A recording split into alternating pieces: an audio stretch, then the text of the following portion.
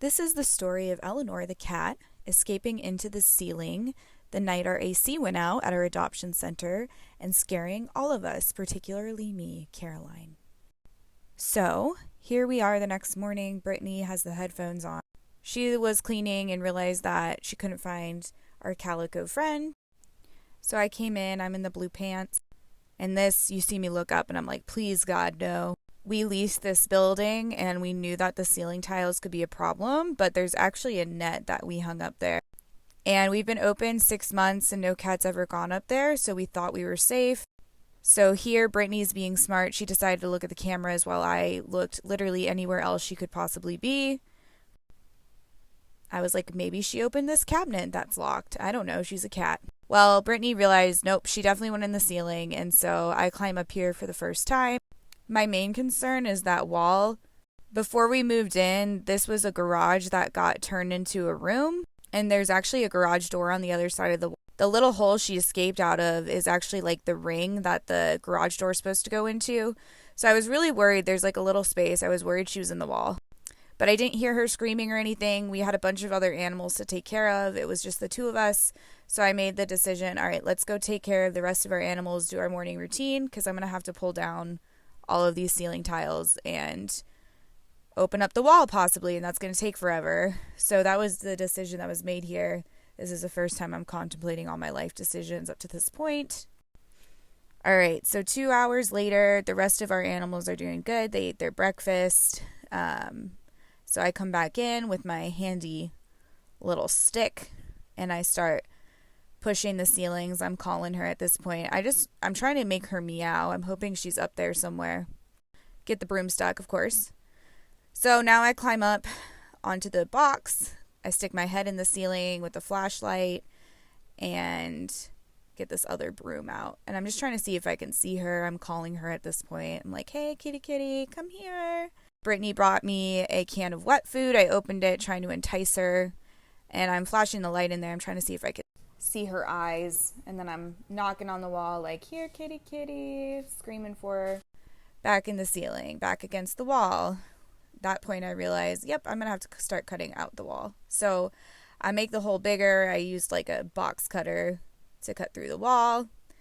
As I mentioned, our AC also went out at this day, so I'm hot AF trying to do this, and there's like a bunch of stuff falling in my face. But I just was so worried that she's stuck somewhere and hurt. So I cut off the wall. I'm able to stick my whole head in there, and I realized, okay, she's not in the wall. That's good.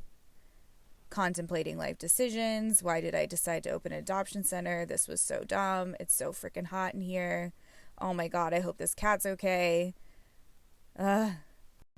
Anyway, some more looking.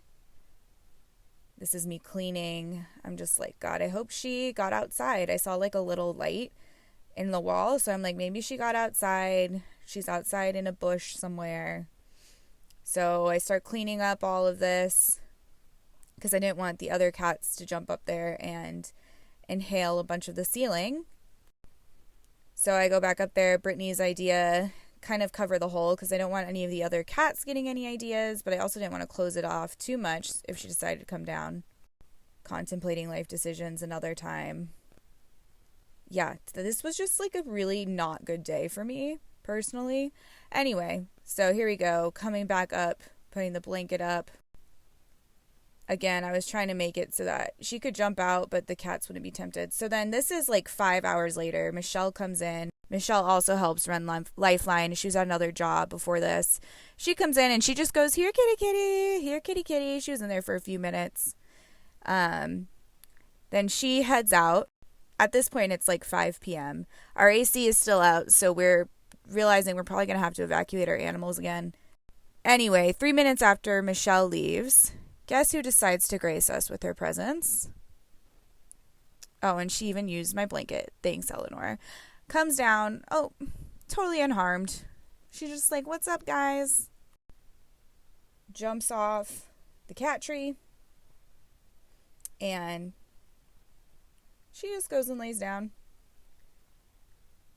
under the coffee table. Totally unharmed. Totally fine. Fluffers comes over and was like, hey, girl, where were you? You, like, really freaked out this lady. she's totally fine. And then I was taking pictures for our newsletter, our little blast, trying to let everybody know what was going on with our AC.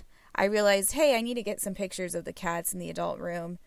And so I ran in there and I go to take a picture and I'm like, oh my God, she's back. So that's me. I run out because I'm like, Michelle, guess who's back in the room?